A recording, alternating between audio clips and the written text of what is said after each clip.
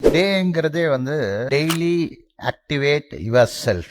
அதுதான் டேவோட expansion. Daily நீங்க activate பண்ணணும். கன்சிஸ்டன்சியும் பெர்சிஸ்டன்சியும் ரொம்ப இம்பார்ட்டன்ட். கன்சிஸ்டண்டா நம்ம பண்ணுவோம், அப்புறம் நம்ம நினைக்கிறது நடக்கல, நம்ம விரும்புறது கிடைக்கல அப்படின்னா அதை ஸ்டாப் பண்ணிடும். நம்ம நினைக்கிறது நடக்கல அப்படின்னாலும் கன்சிஸ்டண்டா பண்றதுக்கு பேர் தான் பெர்சிஸ்டன்சி. அப்போ நம்மள அந்த டெய்லி அந்த டைம் நம்ம என்ன ஃபிக்ஸ் பண்ணியிருக்கிறோமோ அதுல போயிட்டு நம்ம லாக் பண்ணிக்கணும். யார் ஒருத்தர் லாக் பண்றாங்களோ அவங்களால டெய்லி கன்சிஸ்டன்டாவும் பெர்சிஸ்டன்டாவும் பண்ண முடியும். நீங்க லாக் ஆகல அப்படின்னா நீங்க நினைப்பீங்க, ஆனா பண்ண முடியாது. நீங்க கமிட் ஆகணும். அந்த டேல கமிட் ஆகணும். தனியா இருக்கும்போது நீங்க கமிட் ஆக முடியாது.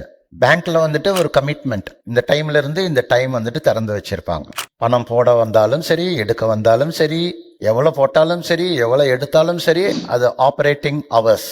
உங்களோட ஆபரேட்டிங் அவர் டெய்லி இருக்கணும்.